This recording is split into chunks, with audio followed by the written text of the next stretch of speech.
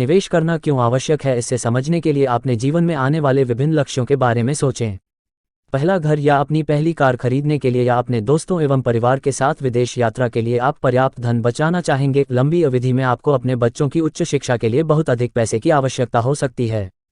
सही समय पर किया गया निवेश आपके इन सब लक्ष्यों को आसानी से पूर्ण करने में सार्थक है। चाहे आप वेतनभोगी कर्मचारी हो या व्यवसायिक, बचत करने के लिए आपको अनुशासित होना आवश्यक है।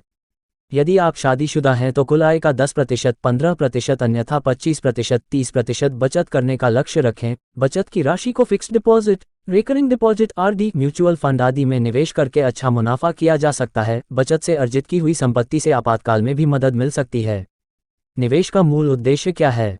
क्या आपको अगले 1-2 वर्षों में या 4-5 वर्षों के बाद पैसे की जरूरत है? आपकी जोखिम लेने की क्या क्षमता है? यह सभी प्रश्न सही निवेश नीति तय करने के लिए आवश्यक हैं।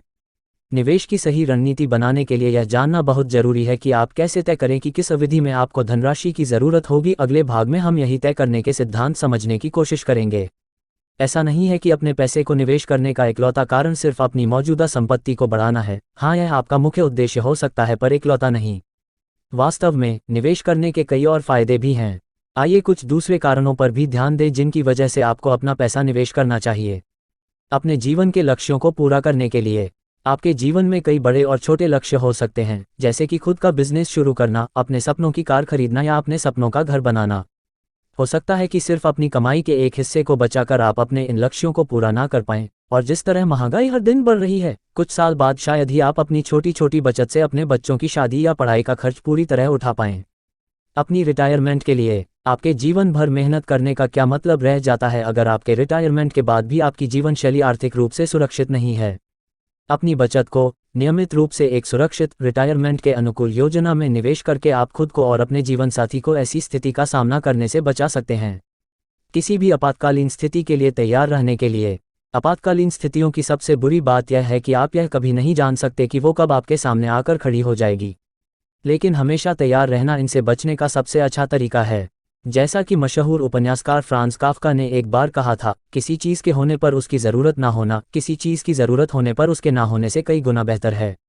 इस बात से यह सीखने को मिलता है कि आपके पास कुछ ऐसे निवेश होने चाहिए जो आपके लिए एक इमरजेंसी फंड की तरह काम करें। इससे आप किसी भी इमरजेंसी में उन फंड्स का इस्तेमाल कर सकते हैं और खुद को किसी भी आपातकालीन स्थिति से बाहर निकाल सकते हैं। अगर आपके पास बैकअप के रूप में पर्याप्त इमरजेंसी फंड्स हैं तो आप जिंदगी की दुगनी का सामना आसानी से कर सकते हैं।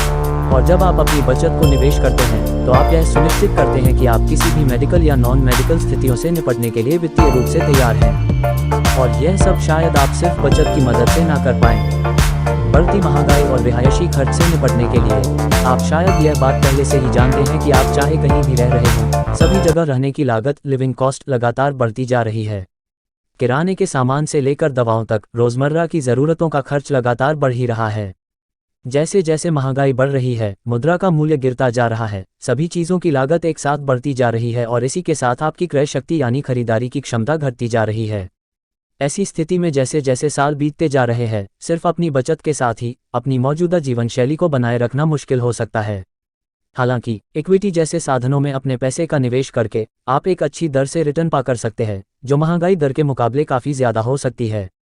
इससे आपको जीवन की बढ़ती लागत और महंगाई से निपटने में तो मदद मिलेगी ही साथ यह आपको अपनी जीवन शैली को बेहतर के पर्याप्त मौके भी मिलेंगे। करों के बोझ को कम करने के लिए आप इस बात पर तो हमारे साथ सहमत होंगे कि टैक्स आपकी बचत और आपकी कमाई को काफ़ी हद तक कम कर सकते हैं। लेकिन कैसा होगा अगर हम आपसे कहें कि सिर्फ अपने पैसे को सही जगह निवेश करके आप अपने सर से टैक्स का बोझ कम कर सकते हैं?